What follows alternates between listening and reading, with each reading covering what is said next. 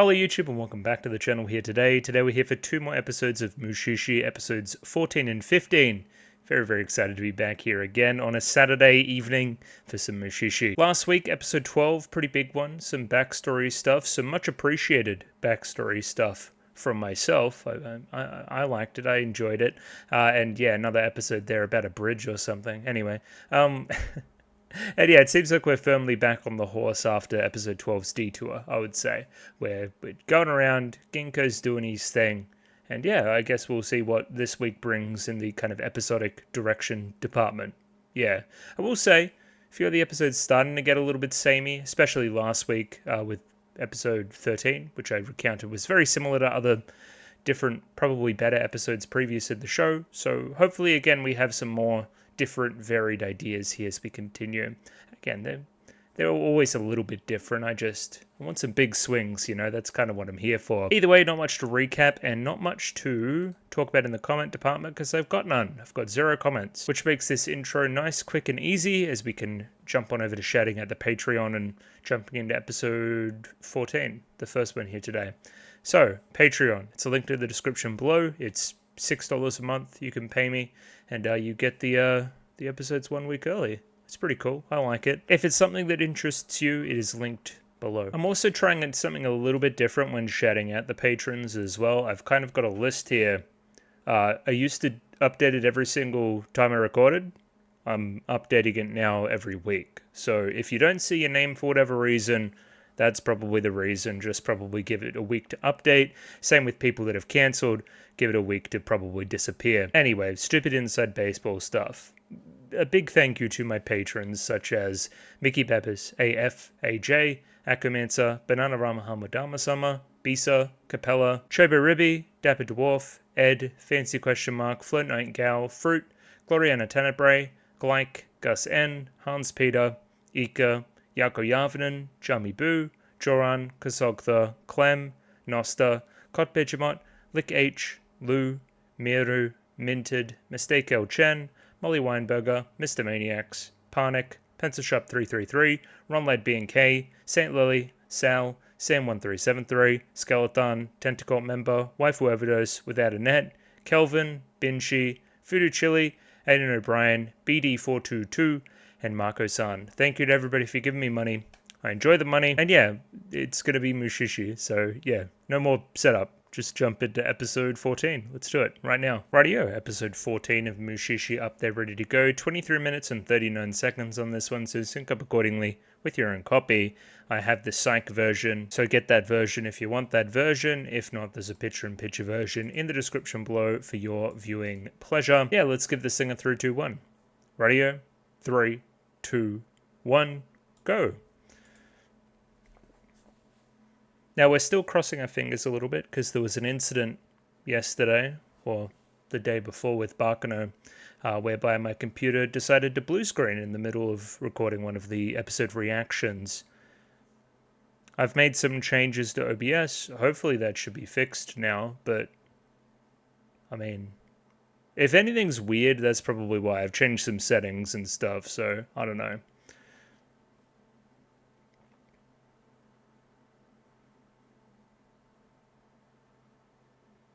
This, just between you and me, this computer might be on its last legs too, for sure. So, might need to put some effort into getting a new one. But again, I've fallen off the video games a little bit, just a touch on the PC. So, yeah, it's more me problems, I guess. I don't know. I just know that you guys are probably pretty switched on about it, so if you have any particular suggestions or anything, I am all ears, I guess. Anyway, that got us through the opening of Mushishi pretty nicely, so, you know, I can kind of just talk about whatever. It's kind of my channel. I don't know. I just had an up and go. Do you guys have up and goes? Anyway, it's made me very gummy in the mouth. I don't know if I can speak as well as normal. Not that I speak well all the time. Anyway, focus. An odd fellow.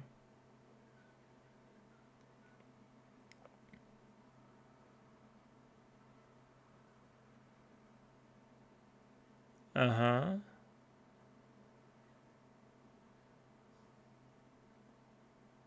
Okay, he's just gonna come along? He's giving me weird energy, man. Ooh. Episode's called Inside the Cage.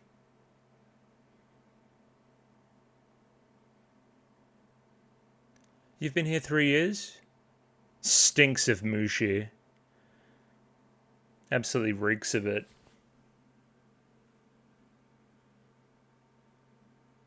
Mm-hmm. Inside the Cage. It's nice when you can read the episode title on the file. Okay, go on.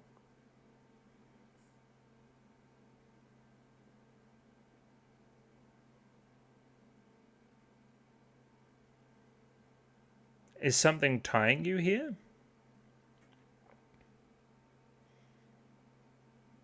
The backgrounds obviously are still like really damn good in this show, man. Instantly huge atmosphere from where we are. 100%. It's the light, I think.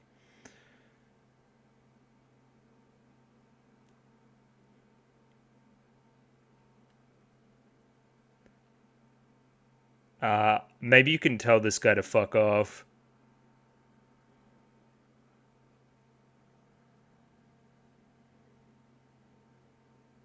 I mean, I know who the problem is, I think.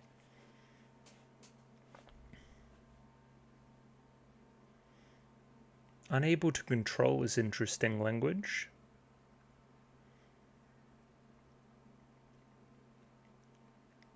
Us? What do you mean us? A mother and her daughter. Oh, hello. Kiske.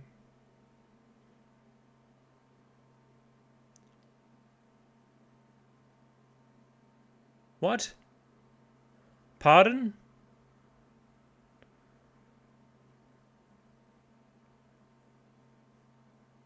What do you guys eat?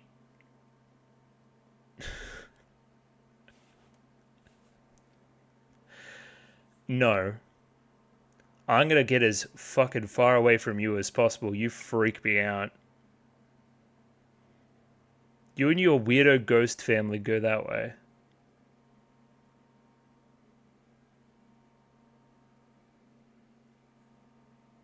Well, the whole thing's odd, yeah.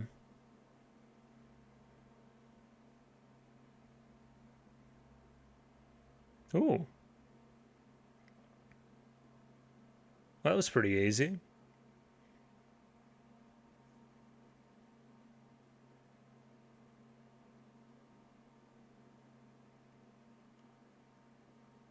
Go on. 100% I did.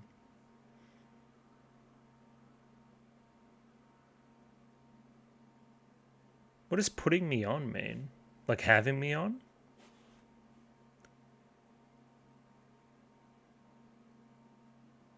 He was captivated?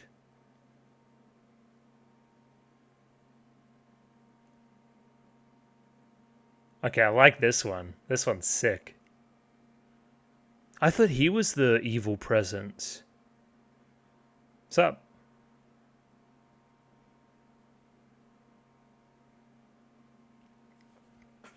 Some made of white bamboo?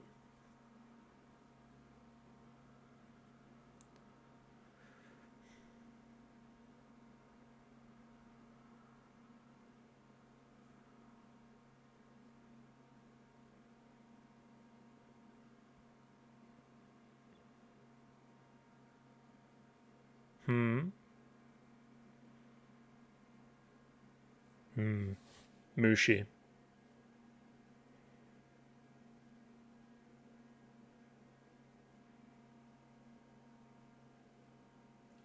Oh, okay, so there's kind of no choice. I mean, Ginkgo needs to do something. It's his job.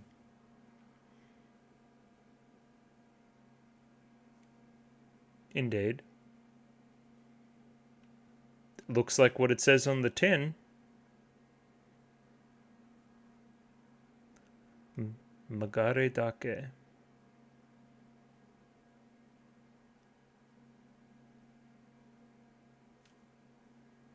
Flashback.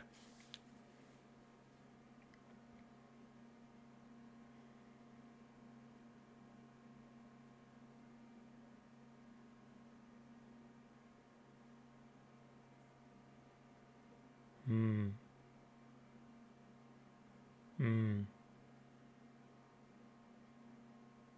Hmm. Mm-hmm.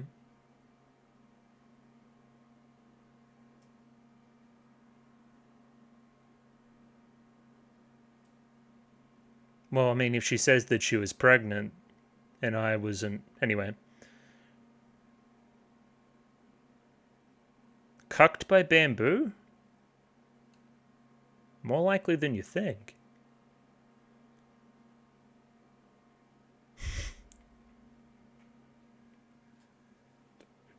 Alright, man, that's pretty funny. Good prank. What the fuck?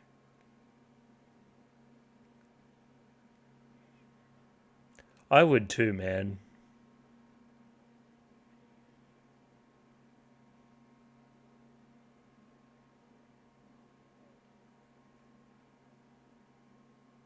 Oh, yep, gotcha.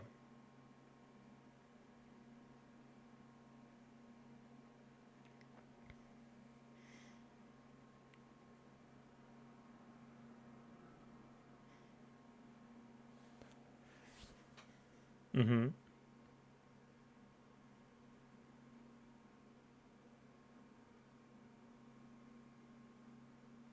She was pretty cool for a plant girl.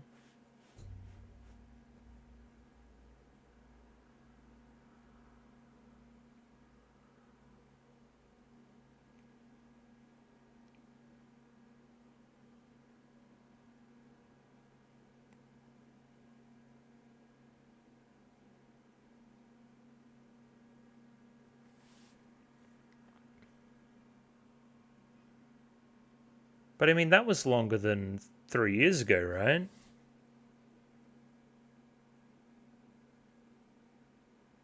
Gotcha.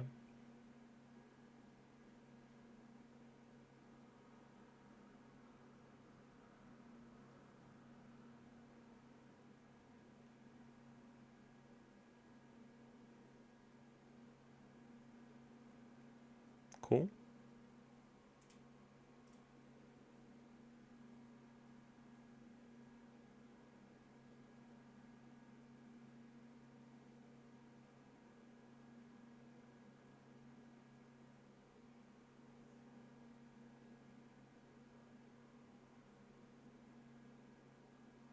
So now after this point, it's 3 years. Gotcha.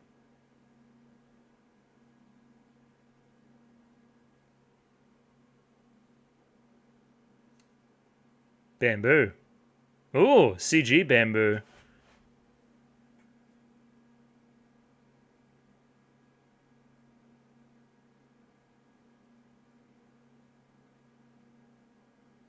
Cool. Oh, yeah, they thought you were a freak. Or I thought that it was a freak. I don't know.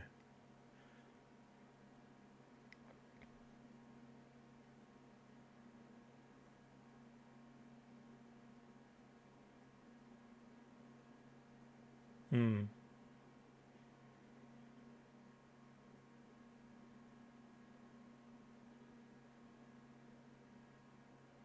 Interconnected.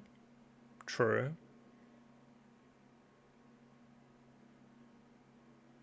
Imposter.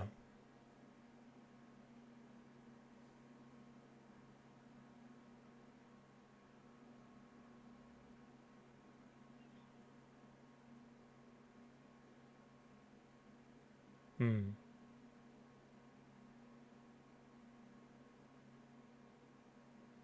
A lot of words. True.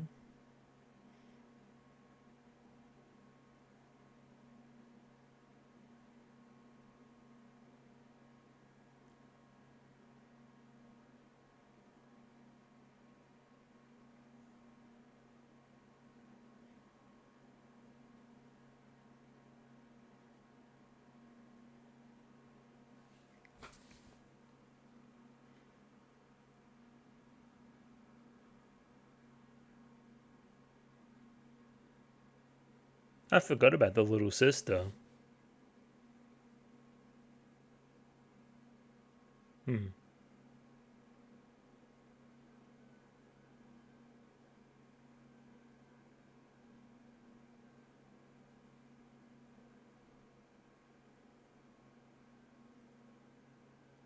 Mm-hmm.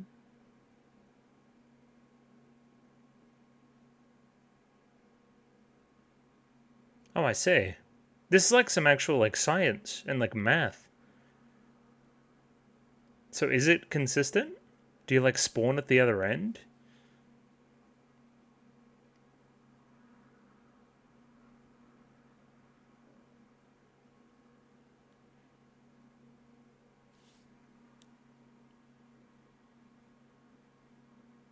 Bit of water. What do you want to know about it?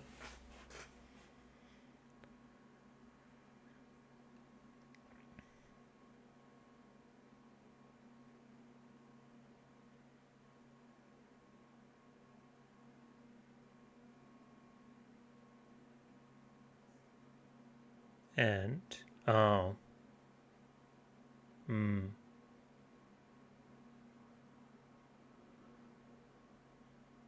What? It's a terrible question.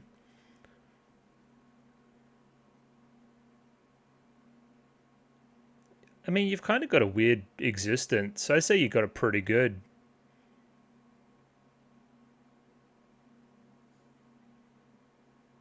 Hmm.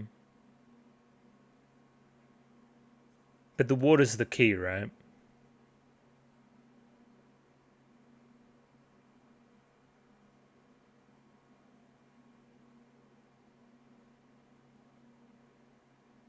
I mean, I don't like plants. Plants freak me out. Everything fucking freaks me out, apparently. Now you're in trouble. Well, why? I wouldn't have taken the water. I don't know what you. Anyway. What was the plan?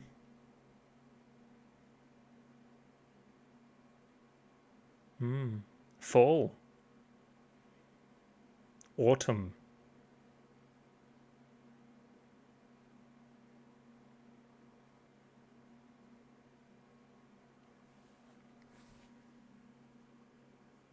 Everyone's connected.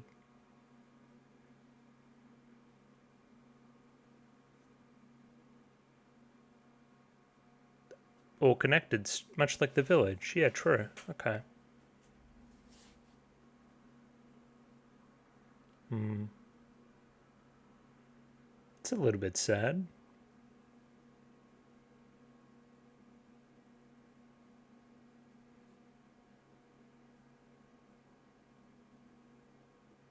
Hmm. Anything?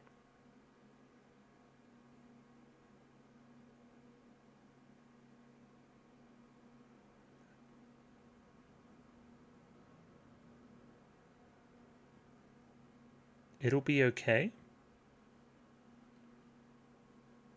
Okay, the boys are rolling up.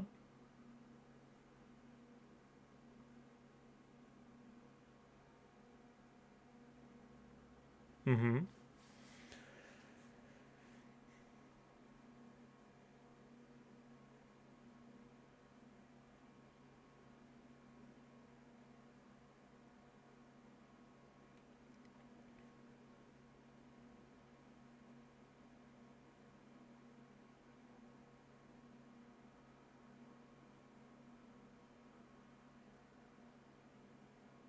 Ooh.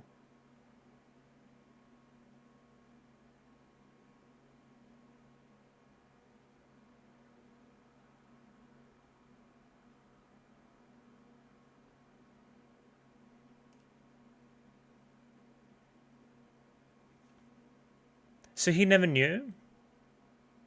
He just thought it was happenstance. So how's he gonna react?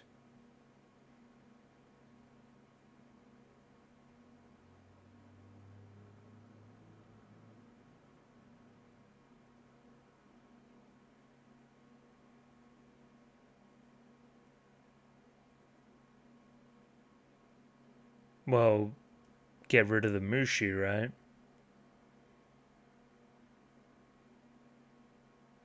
I wouldn't do that. It doesn't feel like the right answer, no. Mushi's not trying to hurt anybody, it's just doing its thing. Oh, so you're able to live happily inside the cage if you feel like it. Where are we?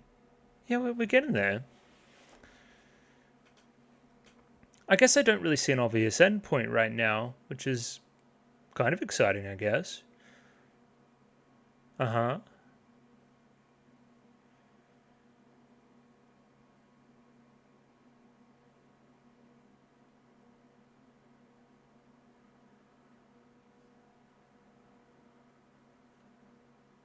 Now that I didn't see coming.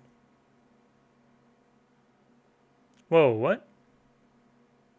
You can't?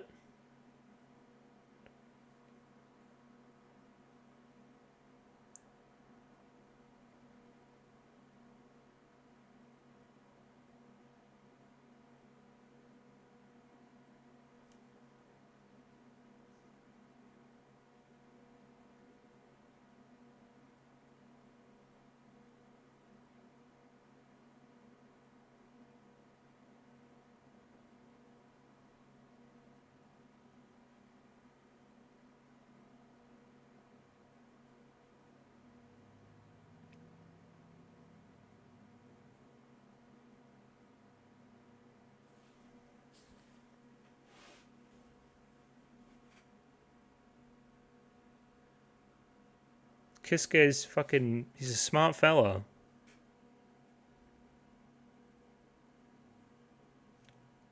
Hey, yo. Why'd that work?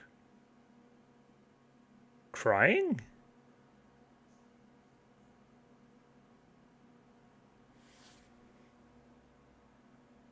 W's?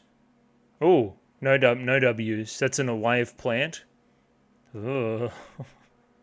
I don't like that. Not big on centipedes, I'll give you that.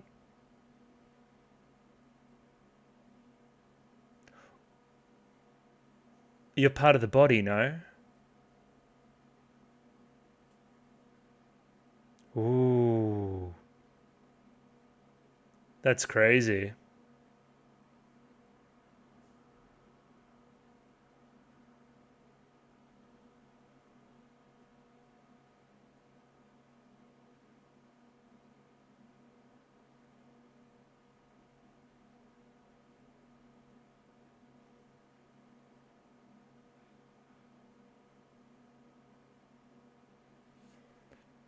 My kid's mad chill. It's fine. Prejudice?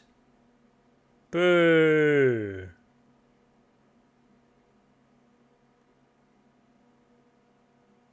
Colors, by the way, are great. Oh, I thought that she was done.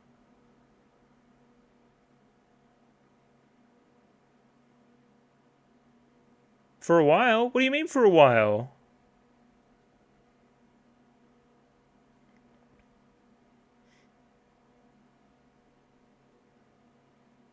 So you came back.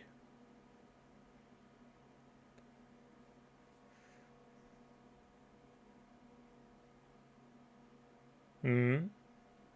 Mm-hmm. Anything? Nothing?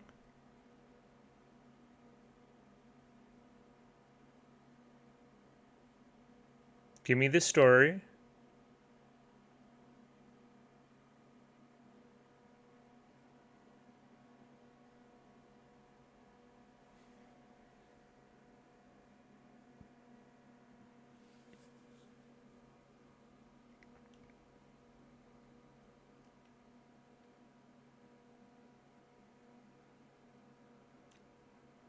No, she shouldn't have.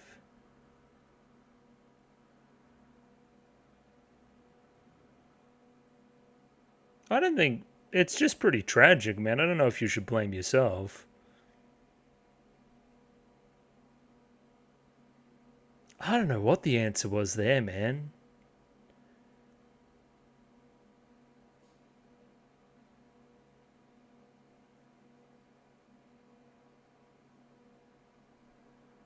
Rebirth?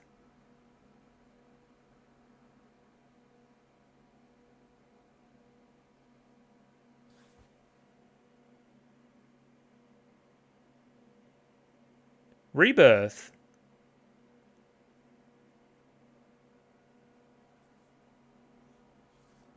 There is hope yet. Alright, that one had me on skates. I didn't know what was going on. Okay. I think I really liked it. What's the point of difference here? I don't know, just some really likable characters and a really unfortunate situation and a lot of like sacrifice for each other.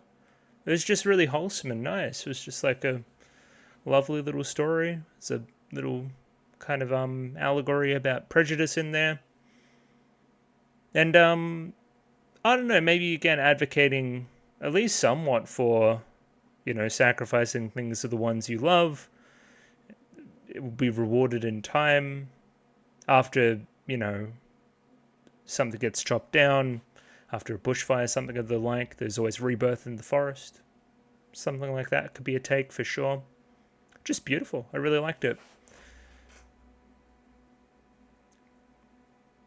Pretense of spring. Pretense of spring is spring. Are you talking about sprung or? No, it's past tense. Okay, got yeah. Anyway, I'm having fun. Alright, episode 15 time, let's go. And there we have it. Episode 15 up there, ready to go. 23 minutes and 38 seconds on this one. Sync up accordingly with your own copy. I have the psych version. If not, there's a picture-in-picture version in the description below. Let's give this thing a 3, 2, 1. Radio, 3, 2, 1, go. And we're back in once again.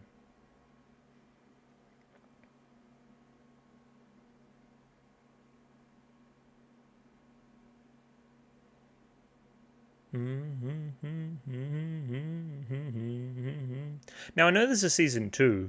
Are we going to have this opening again? Because I think I'll actually miss it in time. It's very comfy, comforting, catchy. It's good.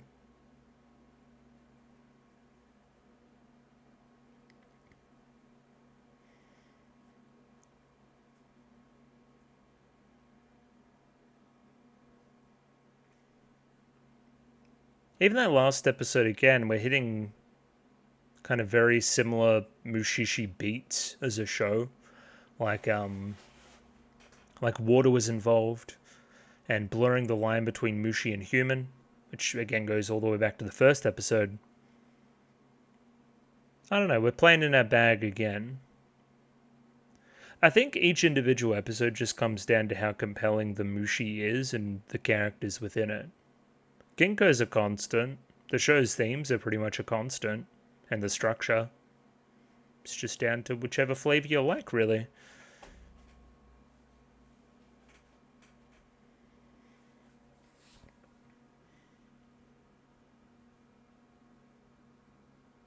White.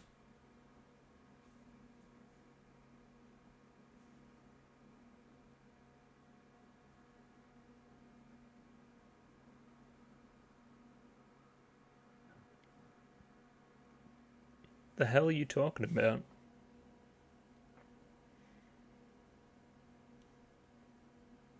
Yeah, that's a false spring. It's the middle of winter, buddy. And butterflies, they shouldn't be out yet. Chat room, this feels like a false dawn. It's really quite odd. This is a very, very evocative visual kind of start. I never really thought about this as a concept. Cool. Pretense of spring. Maybe worth investigating that Japanese title too. That just doesn't make sense in my head, that title. Okay, that's Ginkgo. Hello.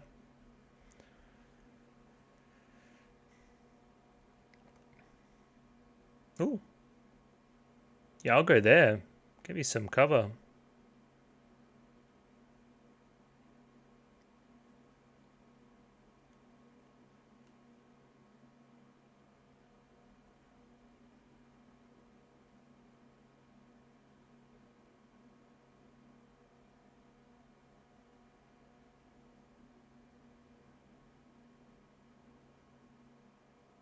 I'd be pretty cagey. Just some random bloke knocking on your door. Dunno.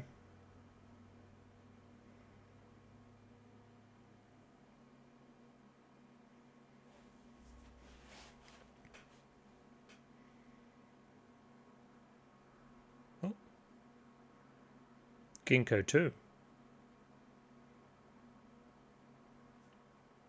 The boy's on top of the tree.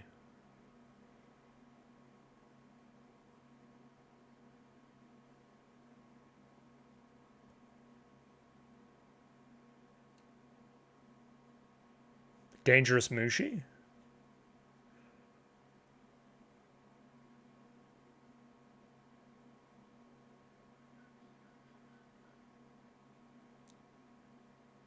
I thought you were going to take that the opposite way, like he was stealing him or something.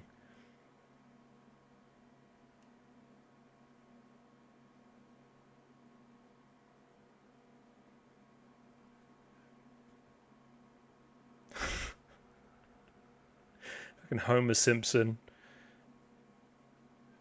Why you little...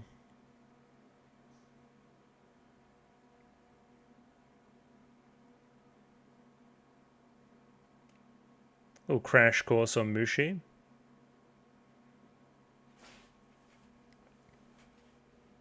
Where do you fall on that spectrum, Ginkgo?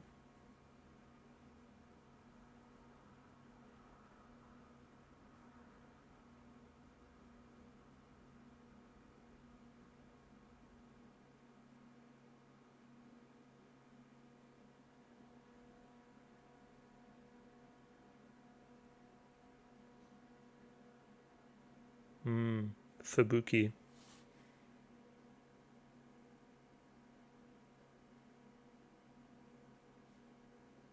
Nozomi.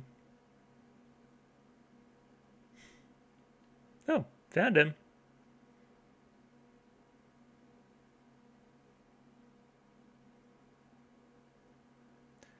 Interesting. It's almost like there's a Mushi spring before real spring.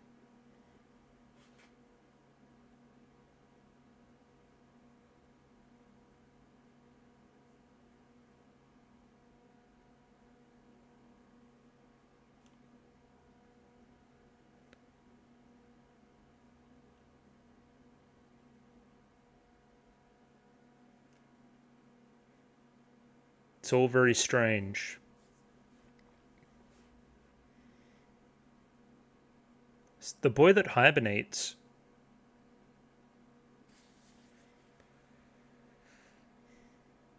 There'll be trouble.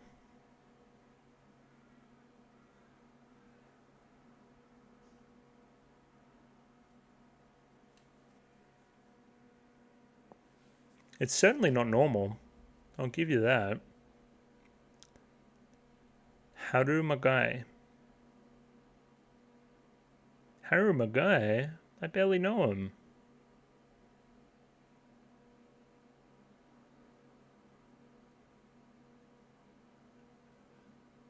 Making sense.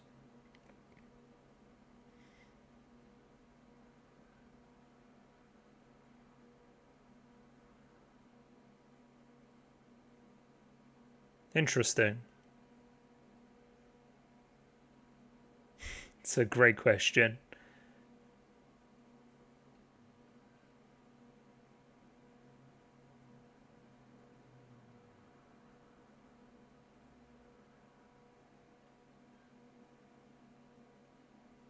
Ooh, a little bit of guidance, a little bit of guardianship. That's a scarf.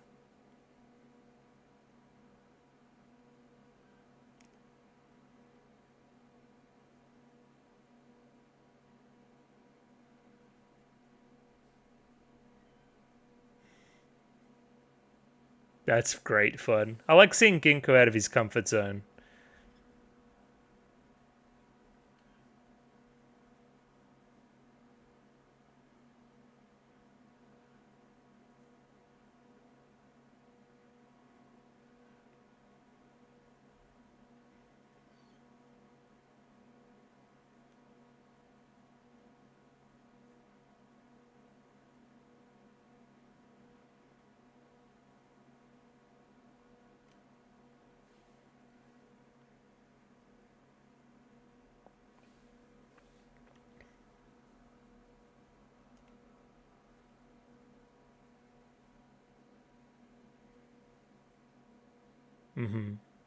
Wise words.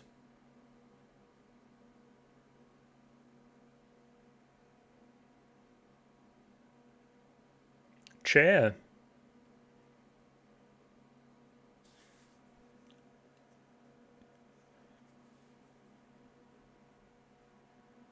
It's like 11 p.m.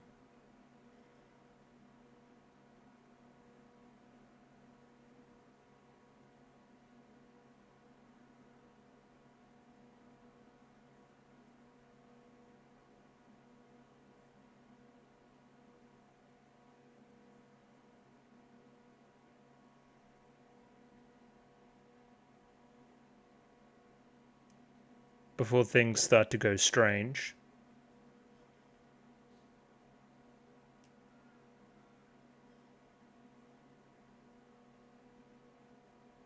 %. We've been through that.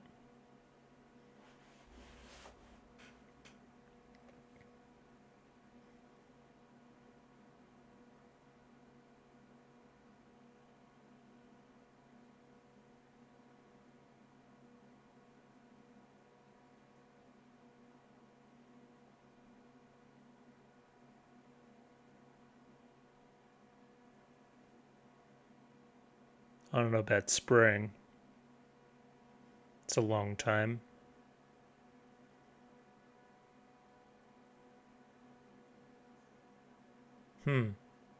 What is that?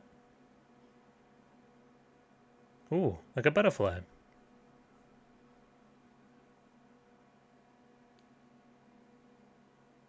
You didn't get up immediately?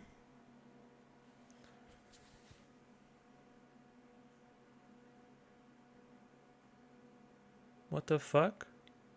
Whoa. Little squiggly guy.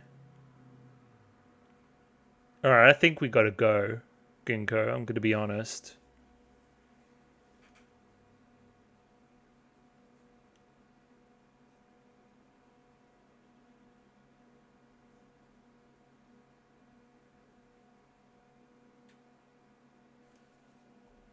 Yeah. Something's gonna happen here. Pretty soon. Something probably less than stellar. Well, it's about time that he should do the hibernation thing, maybe, that we've been setting up.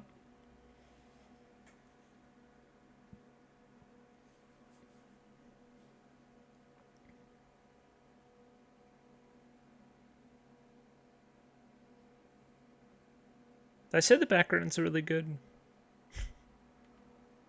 I know I did, but yeah, they're really good.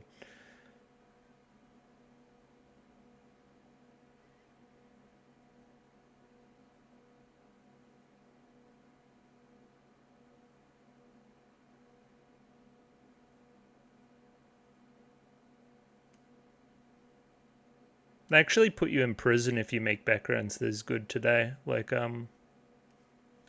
they just lock you up. There he is. One sleepy boy.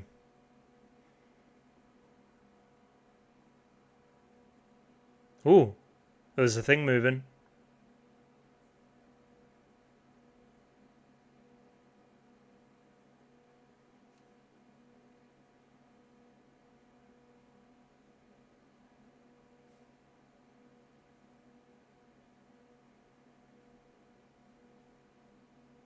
God, it's a tragic hairline for 12.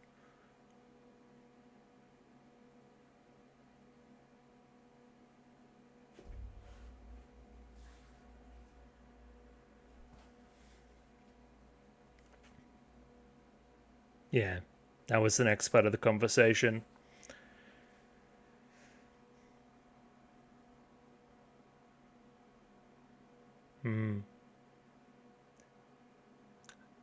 See, a lot of this does anchor back to episode 12 in a cool way.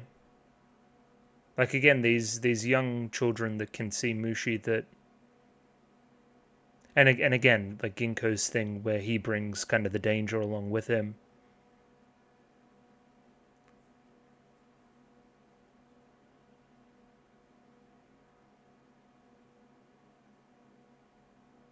That's a really cool passage of time sequence. Music's great too. Blood? Hope not.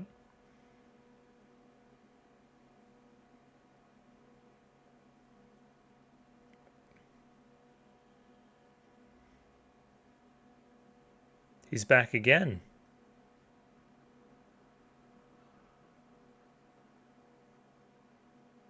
What's up?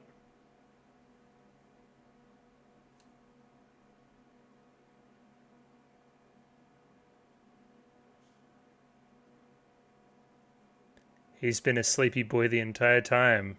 Okay, now we're in trouble.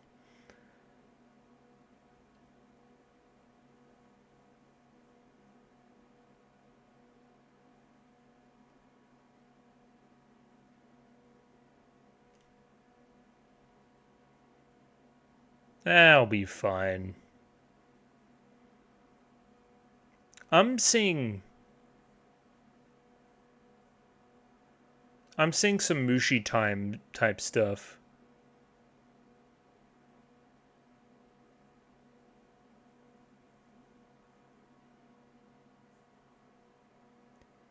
Yeah, are we gonna discuss this? No, okay. Yeah, she got the hots for Ginkgo? Or am I just seeing that? I don't know. I don't think Ginkgo really reciprocates regardless.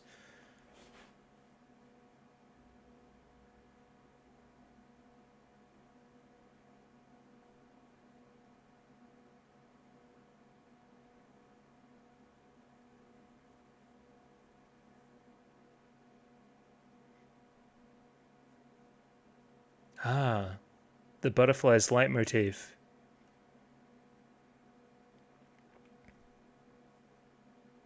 It's a very pretty little tune though, sure.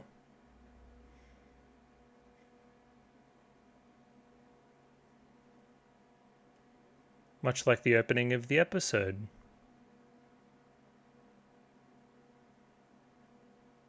Whoa, the lighting. Very impressive. The art in this show is fucking really cool.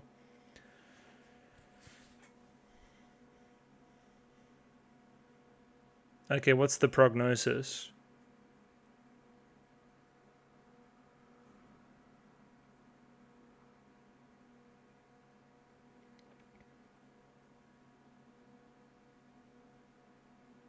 Usobuki.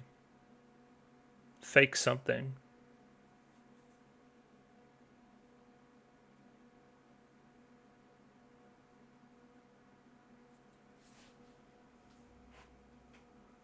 Ah!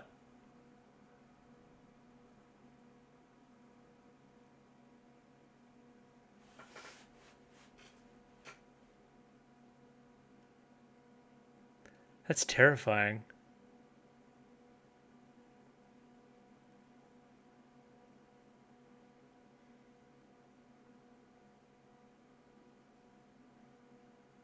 It's begun. Ginkgo? Get out of there.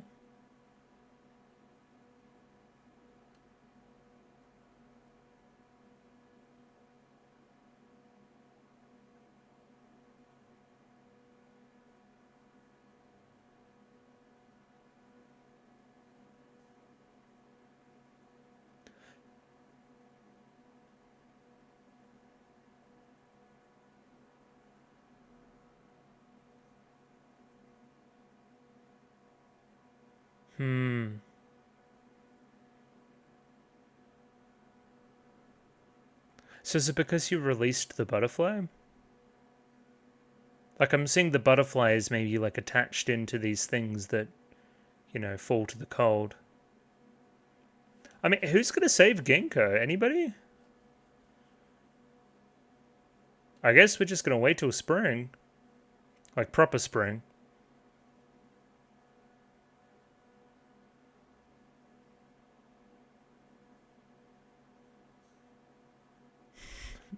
It sucks to be you. He's, like, blue. He is. It wasn't his best moment, no. Now, if my suspicion's correct, Ginkgo will come back spring regardless. Maybe even before then. Oh, did he put something in there? Butterfly?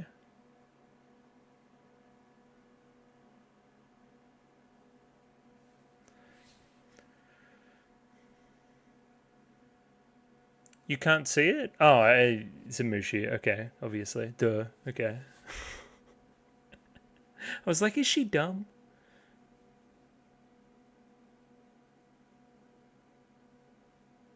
Ooh, that's cool.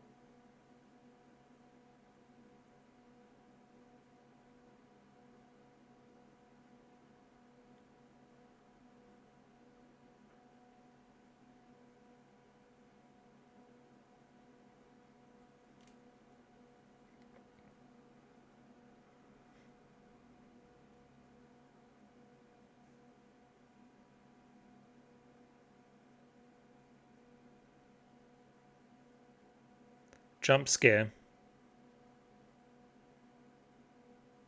We need his butterfly. Oh. We needed a butterfly. Easy. Easy, never in doubt. Scoreboard.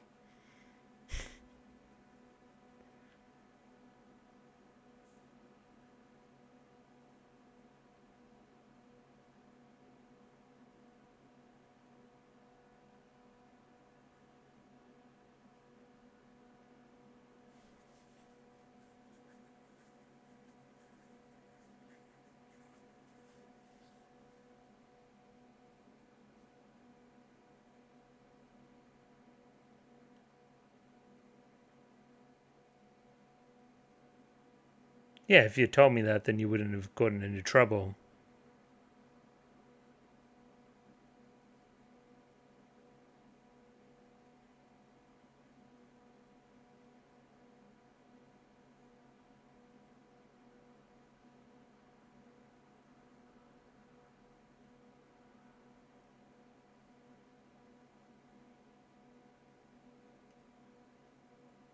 There's no malice in it. They're not our friends. That's a good way to think about it. Yes, sir. Right away, sir.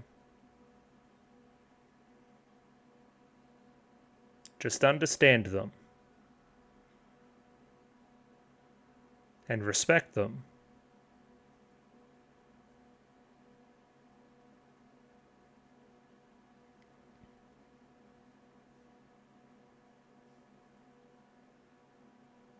I'm sure she would.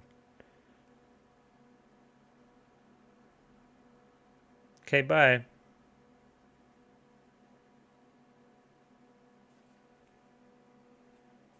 Maybe.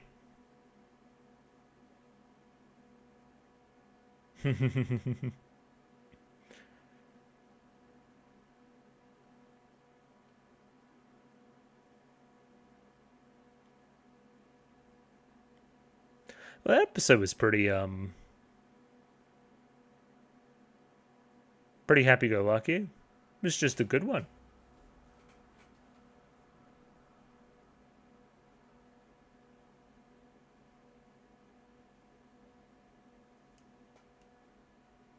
%.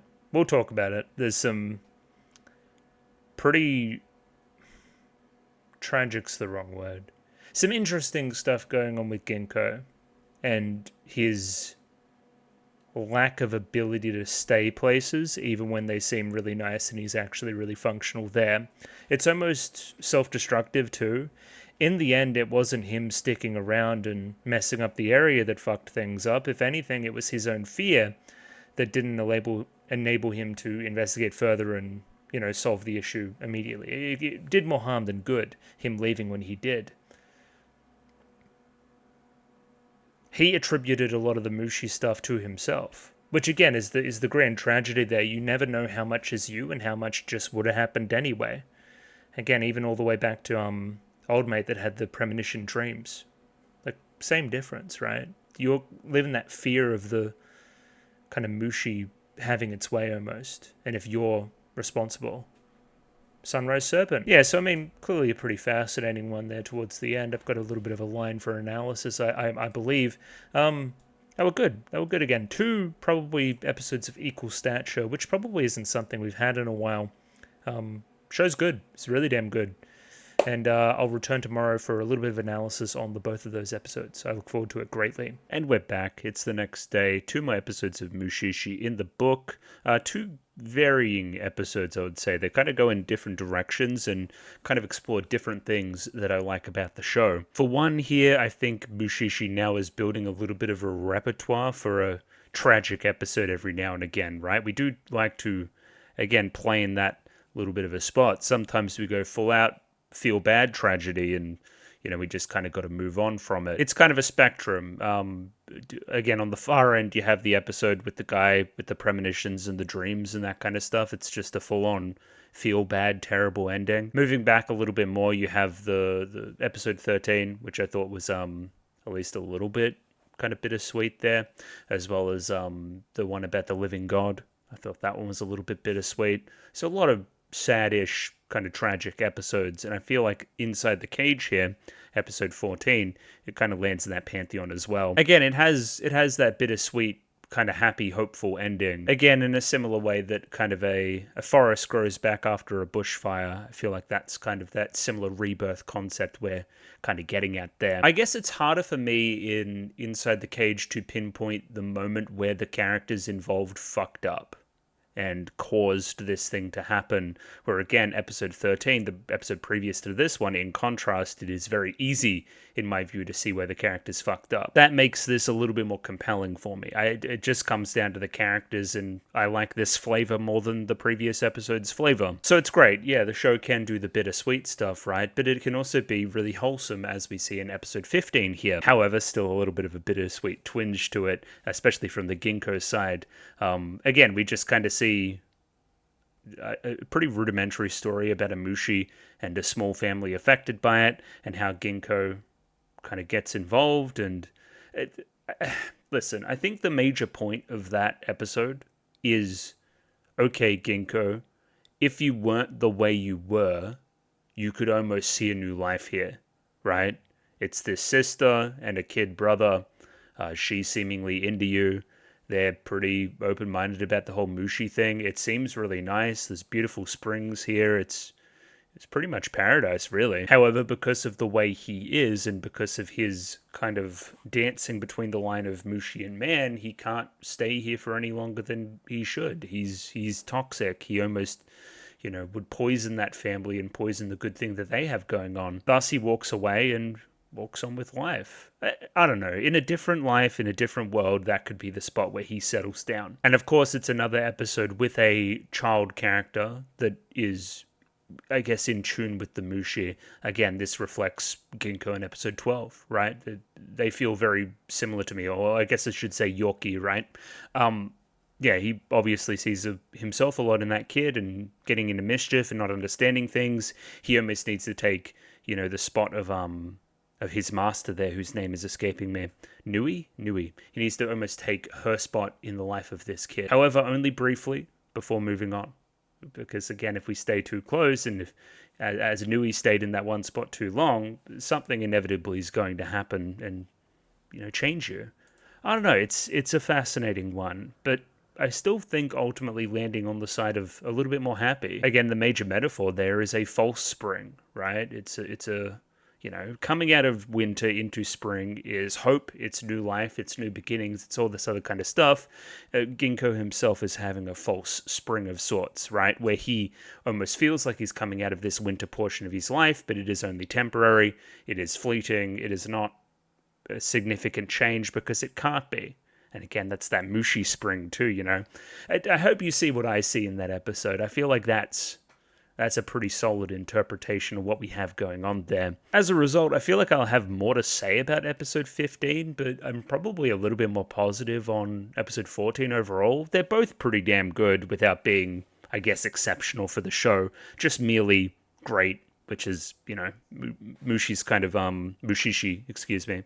It's kind of level that it maintains, just being a great show. However, I've got places to be, so I better get a wriggle on and start analyzing this sucker in a little bit more detail. A bit of a story summary. Let's get cracking. But just while we're here, and a blanket statement across the board for the 2 episodes, backgrounds are exceptional in this show. I don't think I shouted out enough. They're really quite special. It's a very, very easy episode to find thumbnails for. I'll tell you that. Now, again, I'll regather names as we continue. Her name started with S.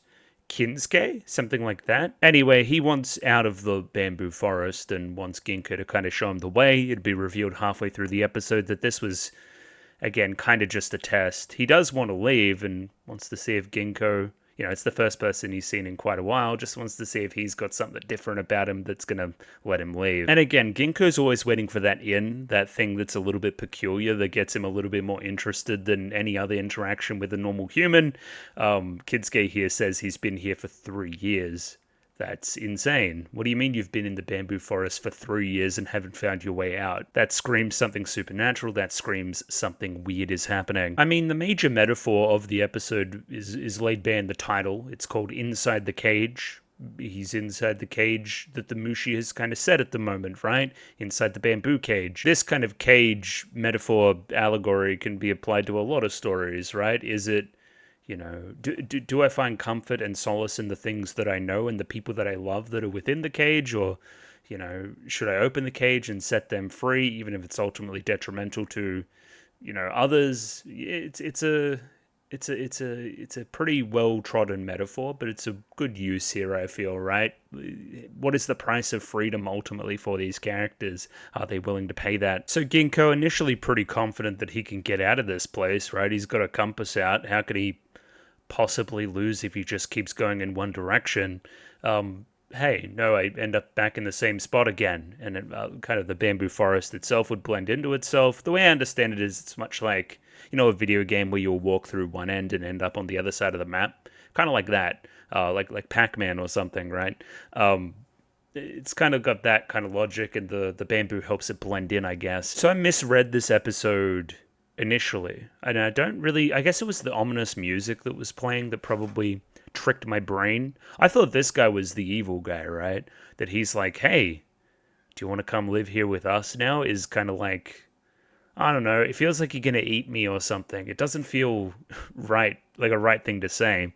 I guess I should have focused on the facial expression here. Now it's pretty obvious to see that he's saying this almost in jest. It's like, oh, if you can't leave, then want to live here with us? Like, it's almost like a sarcastic, jokey suggestion there. It is a weird way he introduces his kind of family that lives here, though. He says, a mother and a daughter lived here. It's like, why wouldn't you talk about the people that lived or are living here now? Like, my wife and my daughter. Instead of Anyway, it's a weird way to introduce it, I guess. Because then, okay, he says, the daughter is now my wife. And then you see a, mother and a child over here. And I'm like, are you talking about... Hopefully not.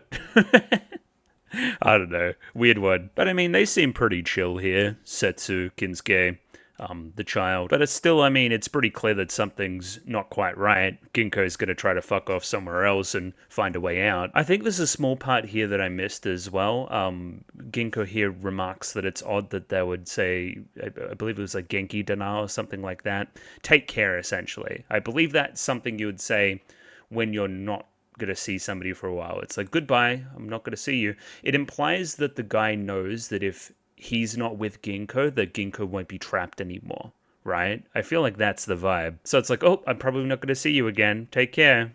Where, if you didn't know that, you would say, oh, I'll see you around in the bamboo cage that you can't escape from. So now this is a part of the episode I wish was explored in a little bit more detail. It's definitely there, but it could probably benefit from a little bit more screen time percentage in the episode overall. It's the prejudice of the town. So here we have kind of children, I guess, of the Mushi, of the bamboo forest.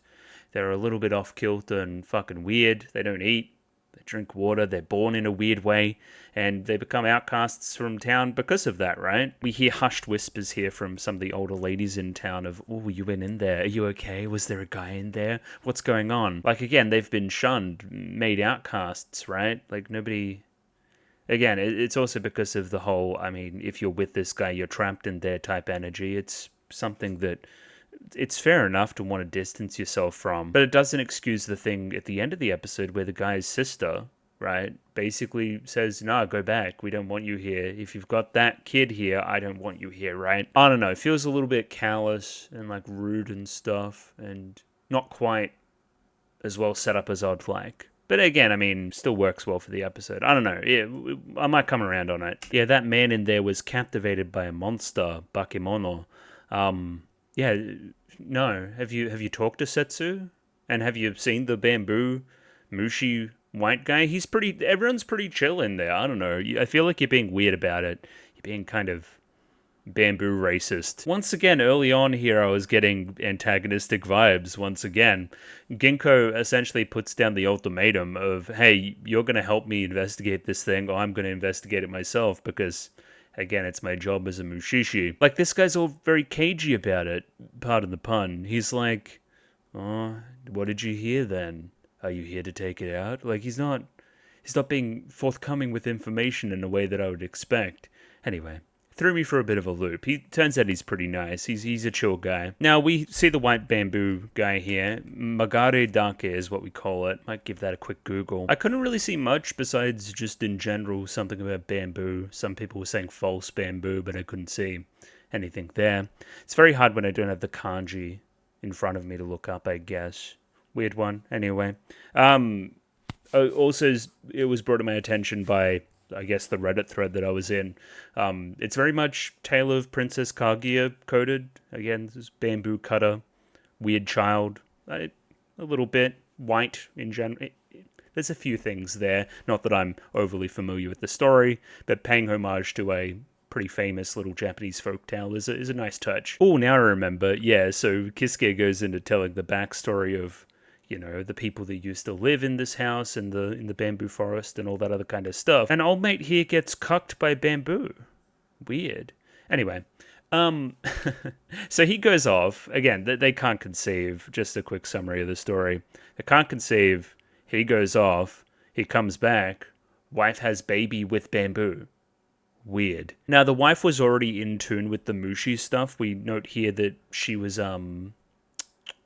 strangely talking to plants pretty often, which again would indicate to me that she can see that other side. So again, if she's in tune with that kind of stuff, it kind of makes sense that such a thing would happen with the white bamboo, or at least the percentage chance would probably go up. But it is a bit of a weird one, right? Like, she's fucking hugging the bamboo. I don't know. If I was the guy, I'd be pretty pissed. Either way, then she gives birth to a bamboo shoot, which is odd. But as we see later on, that bamboo shoot will then just kind of open up and there'll be a person inside, a little baby. Makes me think later on, if we, again, we're at about 8:30, if we go to the end here, at the very, very end, where we see, like, the graves. Yeah, hang on.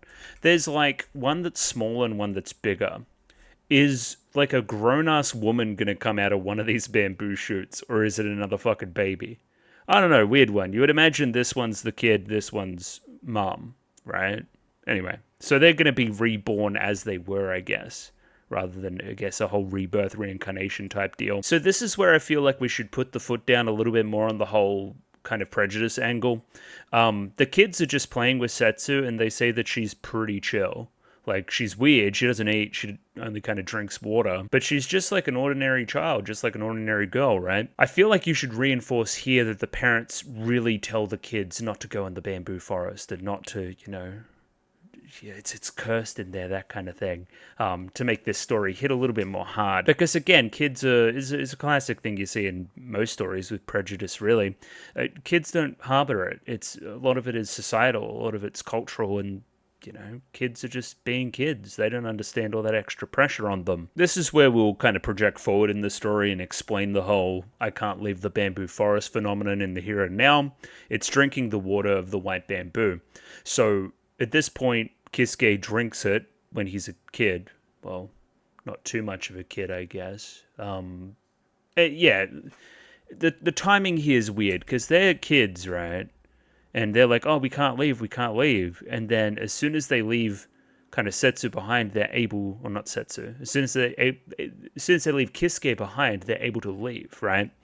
So that would imply that Kisuke has already drank the water, but that happens later on, I thought. Because they're all kids there, And then I remember being confused about this in the moment, and it made sense. Hang on, I'll keep playing here. Because this is the moment here where he kind of locks in and drinks the water and is unable to leave, I thought. So that would make the 3 years make sense with the aging of the child, right? So before that point, why couldn't he leave? Why was he trapped in the bamboo forest? That doesn't make any sense to me, unless he was always with Setsu. Weird. I don't know. Can I skip ahead and see where he drinks the water? No, he drinks it when he's a kid. Why? Okay. So why does he say in the start of the episode, I haven't left in 3 years? It's way longer than 3 years. That's inconsistent. That's weird. Okay. What? If somebody could explain that, then sure.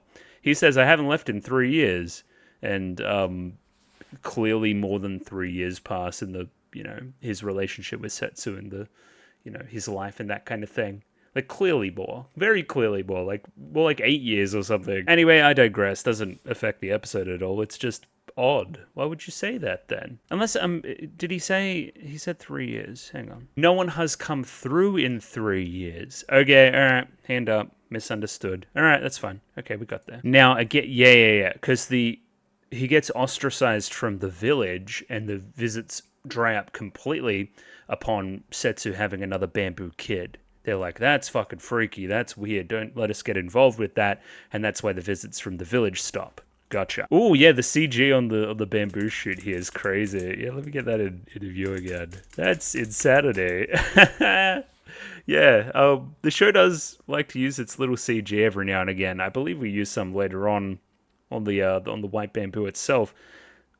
Sure, it looks a little bit alien. It kind of reinforces the feeling there of, again, just being weirded out by the baby. And yeah, here we go. Then the midwife ran back off to the village, told the story of what happened here.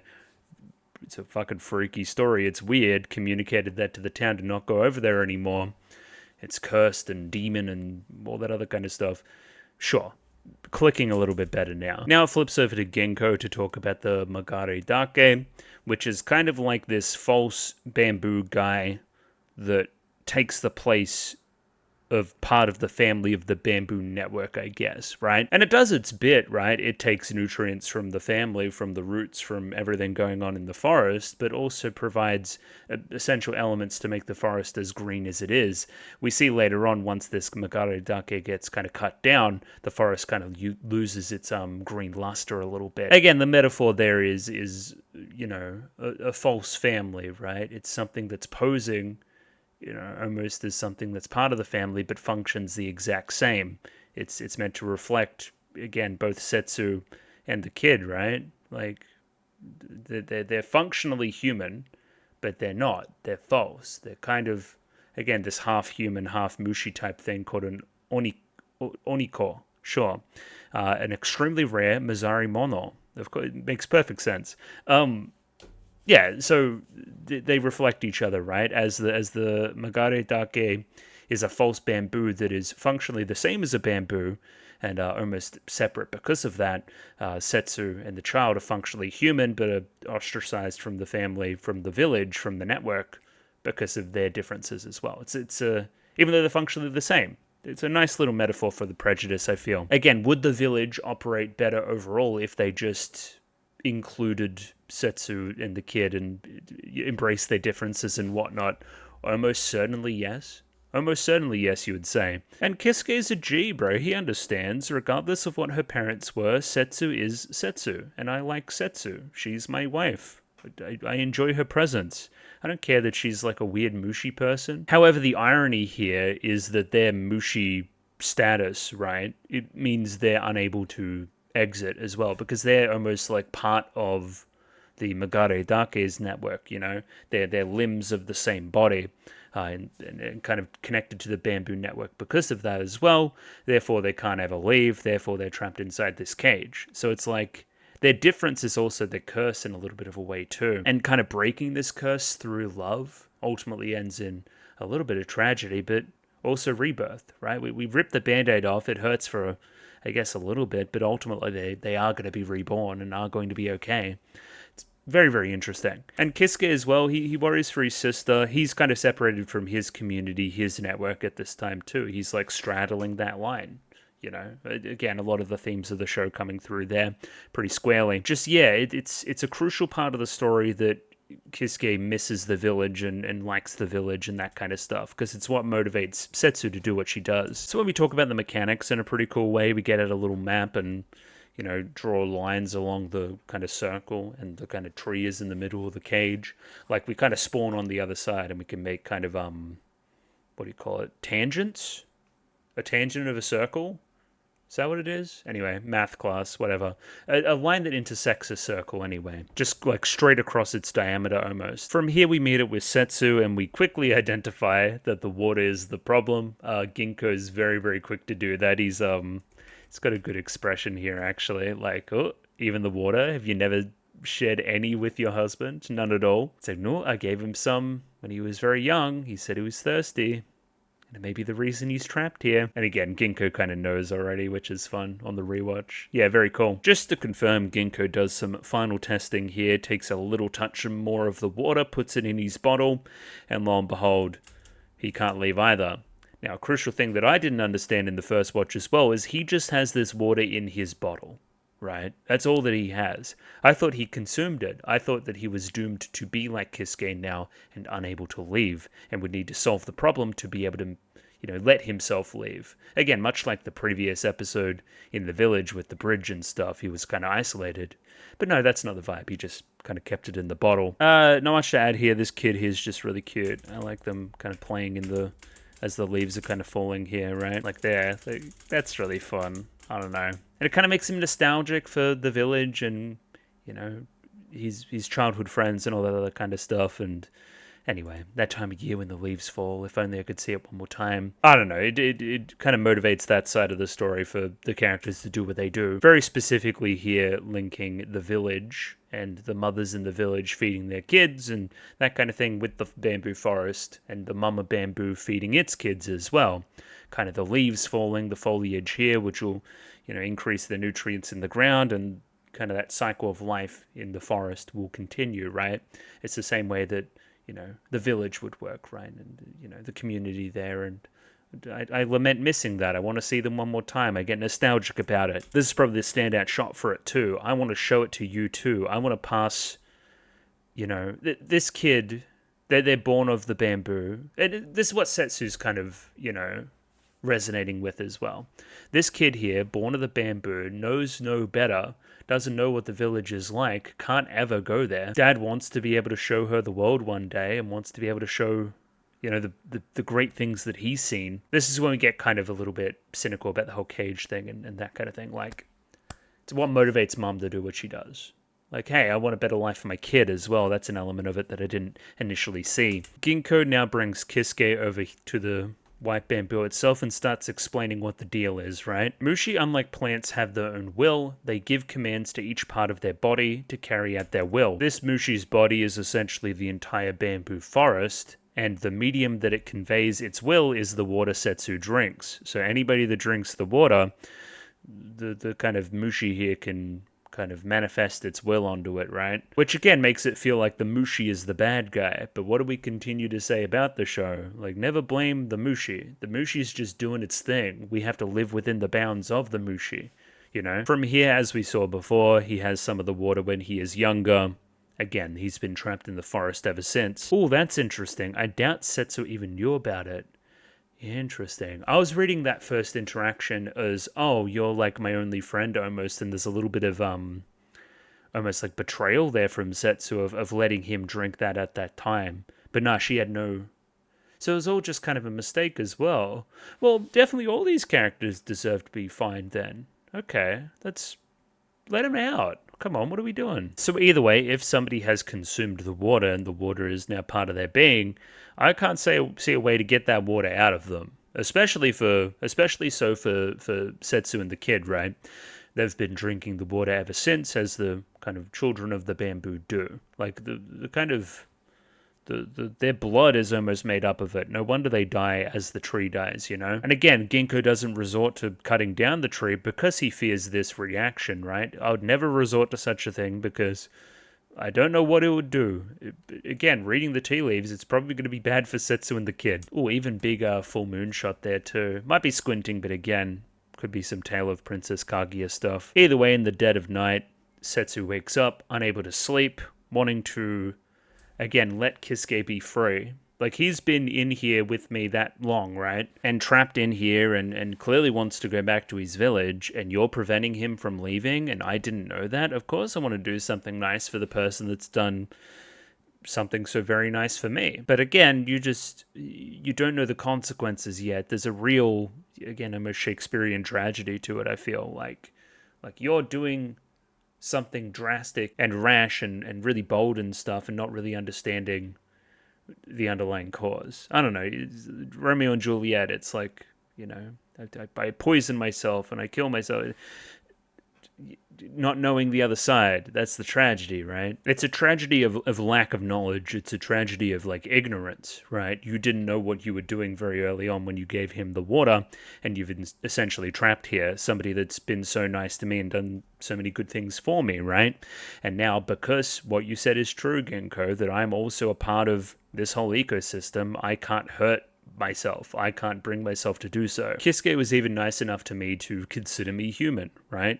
Regardless of what my parents were, I am me. He loved me for that. I want to repay the faith, and I can. But even then, in that kind of last show of passion almost, like that kind of holding on to that feeling of, Kisuke regarding me as a human and thinking of me as somebody that's his equal, taking that passion and that power is enough to make me rebel against my own system. Sealing her fate here, even if she doesn't know it in the moment of, again, she's essentially killed herself for Kisuke without knowing all the ins and outs. Those tears falling from her face in combination with the water coming from the bamboo there is a great touch. Now, the bamboo here is all very CG and wiggly and stuff and odd. Again, it's this kind of inhuman, not of our world quality to it that I like.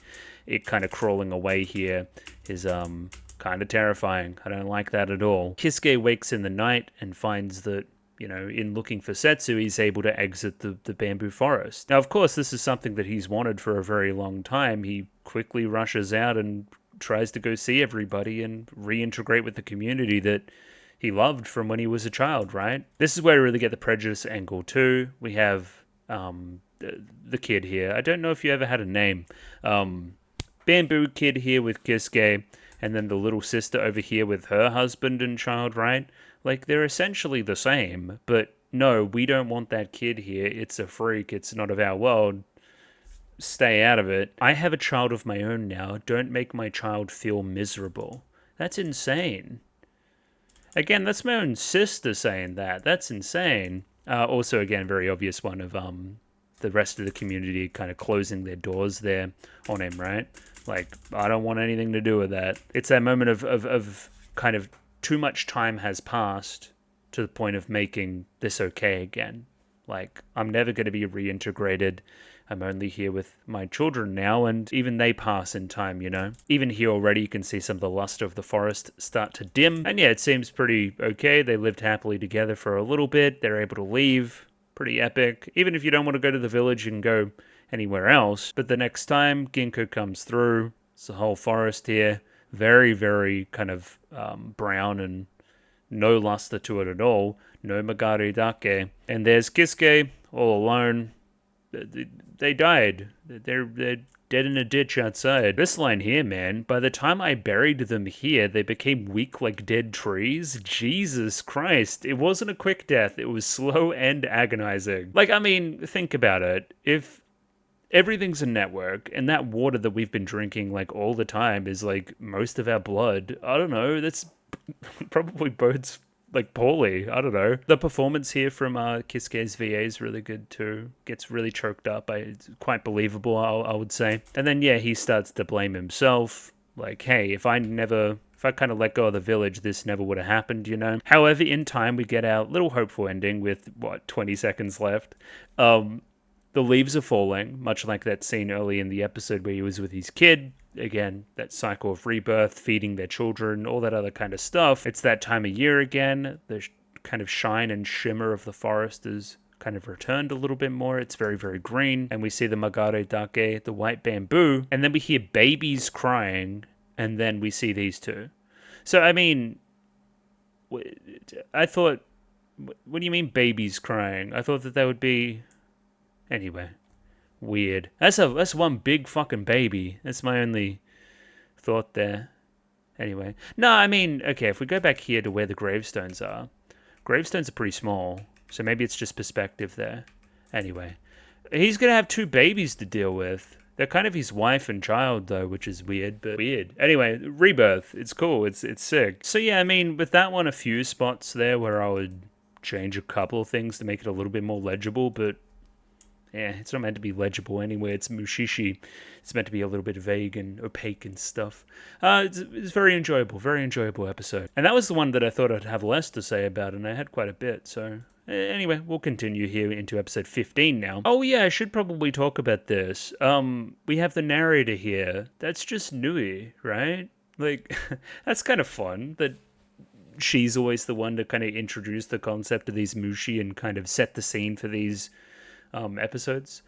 I wonder if that's conveyed in the manga somewhere. It was a kind of creative decision here from the anime. Either way, here we kind of explain the concept of a false spring, and yeah, it's great in the moment, but if you stay too long to enjoy that spring, your body turns icy cold. I like this kid. It was a weird thing to kind of bring up early on, but he's very matter of fact, and he's just kind of a little bit blunt and really curious. And I think he's a point of difference to the other kid characters thus far. He's just, nothing really ever gets him down. He's very nonchalant, just likes discovery. Again, kind of reminds me of Ginkgo in a lot of ways, which I think is the point. And again, ultimately how Ginkgo was before he had a teacher to teach him the ropes. You know, I said this in the reaction itself as well, and I tend to agree with myself quite a bit. The kind of idea of like really obvious springtime stuff happening in the middle of a snowstorm is just really evocative. I don't think I've seen it many times before, honestly. Like, it's this, you know, really beautiful flowery field, a lot of life, new birth, animals roaming about, butterflies and whatnot in the middle of a snowstorm. It's really really cool. New aesthetic unlocked. Oh, even here, metaphorically, what I was talking about is present early. Ginkgo alone, one light in the darkness, just kind of drifting through. And again, we've seen that episode now. We know what this is, you know, signifying and how tied it is to episode 12. He sees another light in the distance that he wants to go over and connect with. Again, I feel like stuck in the snowstorm all alone, struggling against this thing. There's a warm home over there, but because of the way I am, I can't ever hope to stay there, is really nice early. Like, that's the feeling that he feels, I think, right? He wants a home like this, but he can't have it. The sister here's great too. I'll get names in time, obviously. She's very protective of the brother. She's very nervous early. Again, how would you feel if somebody kind of knocked on your door in the middle of the night and asked to just stay and just kind of hide from the snow? I wouldn't feel comfortable, but again, different place, different world. The kid's name is Miharu? Like Haru, like spring? That's a little bit on the nose, probably, right? Again, you would have to check the kanji there, but right? I feel like that's on the nose. Either way, this is probably a pretty good example of Miharu's character. He's up early in the morning, not a care in the world, cold as ice probably, up here on the top of a tree, looking for scary looking Mushi to go touch, right? No, don't touch that one. It's literally like covered in like... You know how like poison dart frogs, the more like colorful they are, the more you should stay away from them? It's like that. Don't touch the colorful fucking spotted Mushi. You're gonna die. Yeah, look at Ginkgo. He's like, fuck, don't do that. Yeah, again, the kid needs a mentor. Even after getting scolded from Ginkgo for doing that, he's still like, oh, it was an unusual one. I wanted to touch it. I like the weird looking ones. Like, he doesn't see the thing wrong with it. Again, blunt, nonchalant. Yeah, very, very cool. But this is when the sister here, still haven't gotten a name, she's like, oh shit, you can see them too? Can you stay here and show him a few things? I'm obviously out of my depth a little bit here. Little moment here, but I think it does a lot too. She gives him a little slap over the head. I don't know. There's a difference between how a mother would operate and how a sister would, I guess. And again, in this episode, so very much we're watching Ginkgo. So again, she's like, hey, you see them too, right? And then he turns back around. It's like, oh, this is only trouble. But I guess I'll turn back around and do something here and try to show him the ropes. Like, he can already see in his mind where this is going. He again, he doesn't want to get too close here. He just kind of wants to keep walking away before it hurts, you know? I don't know if I'm projecting, but that's what I see for Ginkgo here, for sure. I like a line from Ginkgo there, too. The people that can see Mushi are either terrified of them or fascinated by them. There's no kind of in-between. If you can see the Mushi, there's nothing beyond obsession from it. Which is weird. Yeah. Like, you can't just be casually into Mushi. We do a bit of exposition here about, again, 3 winters ago, I guess, where Miharu got stuck out in the winter storm and didn't wake up till the spring. Again, that is tied into what we saw there in the opening, where he saw that little meadow in the middle of the blizzard. I really like Miharu. He's just kind of... He likes living things and just kind of regards like an animal the same way you would regard a Mushi. He just likes pointing them out and talking about them. There's also this element of he's kind of self-sacrificing a little bit, I feel, here. When our winter food stores were just about gone, he'd suddenly disappear. Later that night, we'd find him collapsed on the outskirts of the village. Like, he's almost going into hibernation, having eaten all the food, now knowing there isn't much left for the sister, and is like, hey, you have it, I'm good, I'm just going to go hibernate for a bit. And also go out and forage for you as well. In his pockets, he would have mountain greens that never grew in the winter. You know, things that you could cook and potentially eat to survive the winter yourself. Again, he's a very helpful little chap. I like that. Even though he's trying to help out, no matter how you look at this situation, it still isn't normal. And Ginkgo's straight away, he's like, it's the Haruma guy, of course. I've heard there's a mushi called usobuki that looks like tree blossoms. So this is the flower kind of chrysalis thing that kind of comes back towards the end. So let's pay attention here. They have a peculiar scent that makes hibernating animals and plants active. Then they suck out the life energy of those animals that they've lured out. The animals whose energy was sucked out fall back into sleep until spring. Outfall? Anyway. So usobuki, draw animal in, animal smell thing, or get infested with thing. We, suck energy, then we go to sleep, and then we wake back up in spring. So it kind of like makes you hibernate. And again, this is pretty far-fetched for somebody to believe, so she asks the question here, What are mushi? Like, what are these things? And he's like, you don't need to know. Just that, hey, don't mess with them too much. Not much of a problem. They're just kind of doing their thing. But in your brother's case in particular, because he can see them and because from experience he's not going to listen to reason, we should at least teach him which ones are dangerous and which ones aren't, so he can learn the ropes a little bit. So then we have Ginkgo the teacher here, trying to, again, reflect his master a little bit and see another different, younger male character off doing whatever else and not really focusing on what's being taught. I don't know, I can't help but feel like this is a mirror to him earlier in life, maybe. Like, look at him, he's just like, I'd rather grab all the fucking cool-looking ones that are colorful and stuff. Ginkgo here starts to probe and ask questions about the mountain greens as well, but Miharu here is unable to tell him. I know that you'll tell my sister, I know that you'll do something with it, and I want to keep it a secret. I don't want to tell you shit. Ginkgo here tries to appeal to Miharu's sense of reason. You know that she's just worrying about you. If you tell her more stuff, then she'll stop worrying and you'll stop causing her so much pain. But again, I don't want her to follow me out there. I don't think that she can hang. I want to do it all myself. Very masculine type feelings here too. I know you think you're being selfless here, but if you ignore her concern for you, you're not being emotionally selfless. You're being emotionally selfish. Hey, at least put her mind at ease and give her a general direction of where to go, maybe. Now, this is the line I wanted to talk about here. You've a place where you belong. Don't go stepping too far into the other side. You guys seeing it? I don't know. It feels like he is jealous of a place to belong. Like that's something that he really wants, and he almost regrets going too far over to that other side. Again, signified by the hair color, right? He used to look a lot like Miharu here, right? Kid with black hair, Yorkie back in the day. He drifted too far to the other side, and he can't come back now, and is almost jealous of Miharu's current position. I don't know, him kind of turning away and not giving him a look in the eye there's also another telltale sign that he's feeling it a little bit more than he's putting on. Later that night, we're still studying, but Miharu can't keep his eyes open. We have a quick conversation here with the sister. I'm just going to grab a name. This is doing my head in. Suzu. Okay, we can do Suzu. Suzu asks the question of how much longer he's going to stay. Ginko here says, oh yeah, about 10 days and I'll be done with him. And it's like, well, why is there such a rush? Why is there such a concern about how long you can stay here? This is when he starts to explain the whole Mushi magnet phenomenon, right? If I do stay somewhere for too long, I'm going to bring bad things along with me. Again, this has been reinforced with his relationship with his birth mother, as well as his relationship with Nui.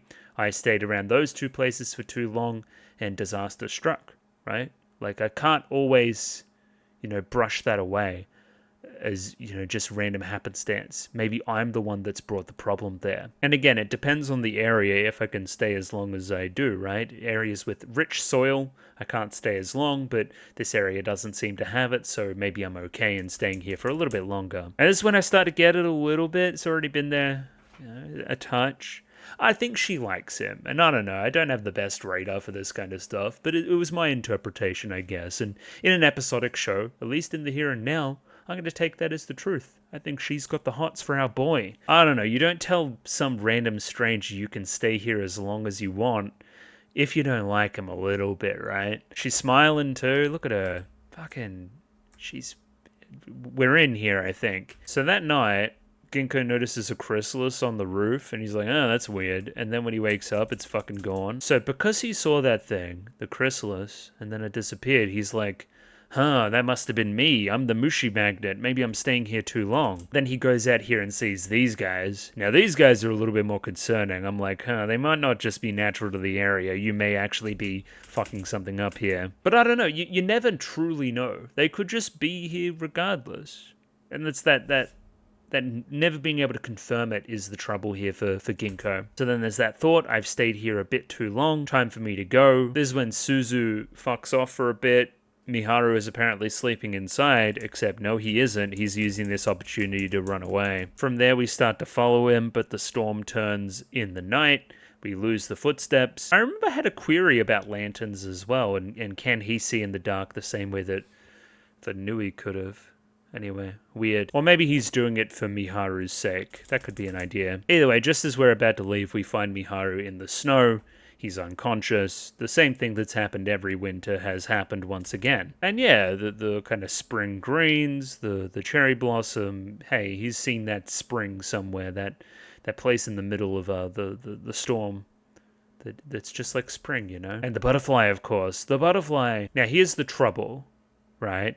He releases this butterfly, and I feel like that's the issue, because the Haru Magai here, the butterfly, the chrysalis, it's going to become the flower, oh my god, it had another name. Anyway, the flower thing that's going to wake you up from hibernation. Because he let this thing free here, it didn't have a chance to do the other part of it, which let him wake up later, right? And that's why he never wakes up. Ginko here brings him back home, tells Suzu not to worry, but you can tell here already blaming himself a little bit. Shit, maybe I'm the one responsible here. Maybe I'm the one that brought this on. And ultimately doing a poor thing here and not staying, right? Leaving and coming back later, when if he stayed, he probably could have figured out something, something that went wrong.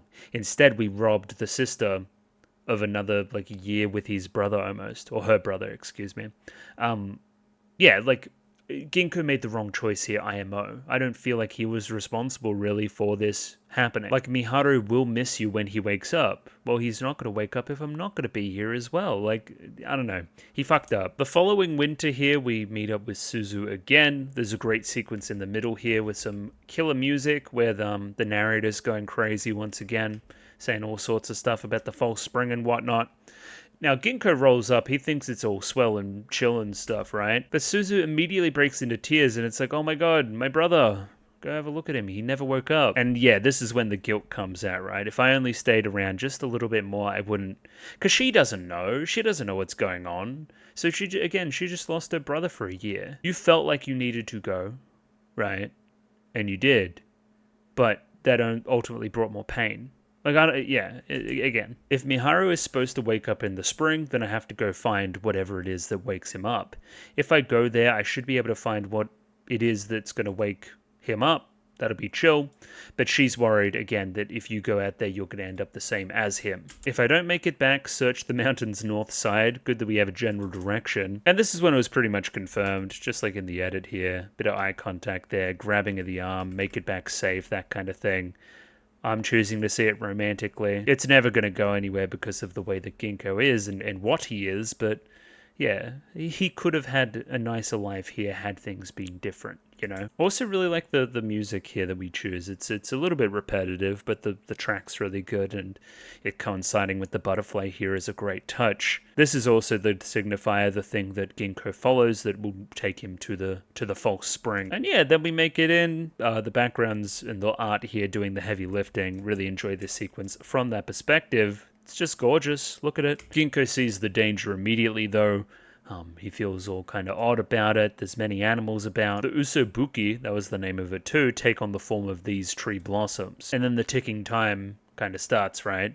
I've covered my mouth to stop myself from smelling all the stuff, right? But the animals all around me are starting to faint. Again, the way the usobuki works is it's like draining the life energy and will return it come actual spring, right? But if you remove somebody that if you remove somebody from the situation whereby they first got infected, they're not going to be fixed once again.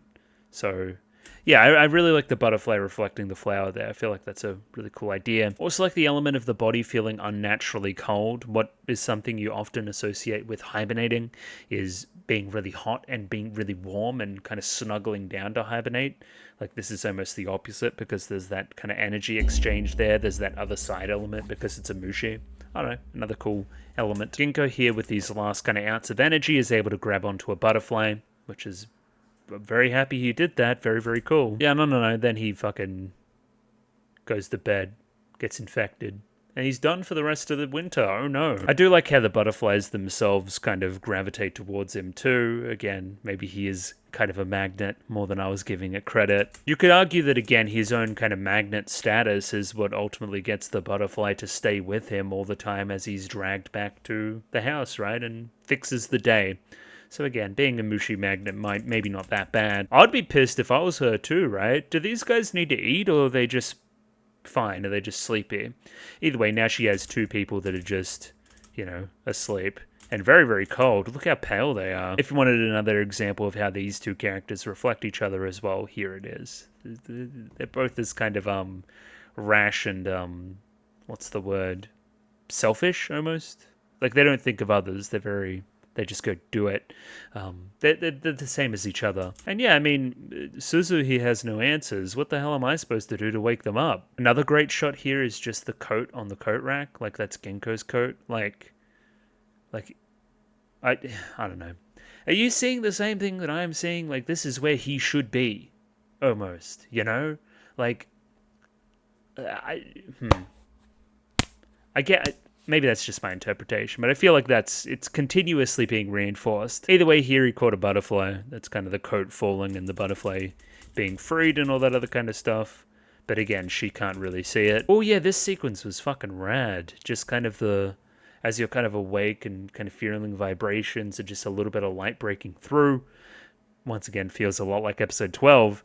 As Ginkgo is coming back here. He like smells the smell of spring almost, right?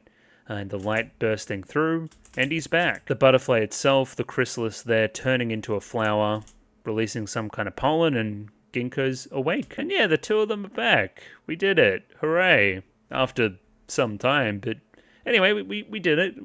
We did okay. Oh, this is interesting. Yeah, okay. So, this kid didn't tell us this, but he was using the usobuki and the chrysalis and the everything as the signal to go find this spring place, right? And again, his inability to communicate and tell, again, anybody here what he was actually doing resulted in Ginkgo letting that butterfly get away and resulted in him not being able to wake up that spring. Like, yeah, just, I don't know. You're kind of to blame. You got to tell people, right? You can't just carry it all yourself, but that's also a lesson that you should learn too. again, they very much reflect each other. Very crucial moment here for Miharu as well, as he doesn't really blame the Mushi. So, hey, it's easier to look at these butterflies and look at the whole situation going on there with the Haru Magai and being like, huh, that's weird, that's cursed, don't go over there. But he sees it how he should see it, right? They're just gathering food, the same way that I was gathering food, right? We're just doing the same thing on two different sides of the same coin. And I feel like this is the moment where Ginkgo's like, yep, okay, now he gets it. He'll be fine. Let's wipe my hand of the whole affair. Like, it's the first time that he's like seen progress in his learning almost, you know. Just remember that they're not our friends, just unusual neighbors. Either way, Ginkgo says goodbye here. He's willing and able to just leave once again, still holding on to that whole thing about him being a Mushi magnet and maybe bringing the issue here. He doesn't even want to say goodbye to Suzu. Now, I'm choosing to read into this a little bit of he choosing to cut himself off here because last time he tried to leave, Suzu was able to drag him back in. So it's easier if I just do this now and don't make her go through all that again in my presence. I know almost how much I mean to her. Or again, I'm projecting. It's hard to tell. Either way, it seems like Miharu knows something because, like, she'll be sad if you don't tell her yourself. Like, you almost know how much Ginkgo means to her too. I don't know, more than any other, I'd like to see these two characters return. I'd like to see more Suzu and Miharu here. Mostly because I feel like it's really interesting for Ginkgo. Once again, as I've been into. And yeah, we have the narration here at the end saying that the lights in the winter, tempting and invite for a prolonged stay, but that is not something that Ginkgo is able to do. Animals, Mushi, and humans too. Like, hey, in the same way that the animals are drawn into the Haru Magai, I'm almost drawn into this happy home that I could insert myself into and fall into a deep sleep because of it. I fell for a false spring, but I don't feel like Ginkgo's particular spring is ever going to happen. I don't know, that's a tragedy there. And again, the tragedy of being a Mushishi. Something that I hope we explore more and more as the show continues, because I really like it as a direction. More characterization for Ginkgo. It's always appreciated. That was really good again. 2 more episodes upcoming soon. They should be up on Patreon if you're watching this publicly. Like the video, subscribe, all that other kind of shill stuff. Thank you for watching. I'll catch you next time. Goodbye. Ciao. See you later.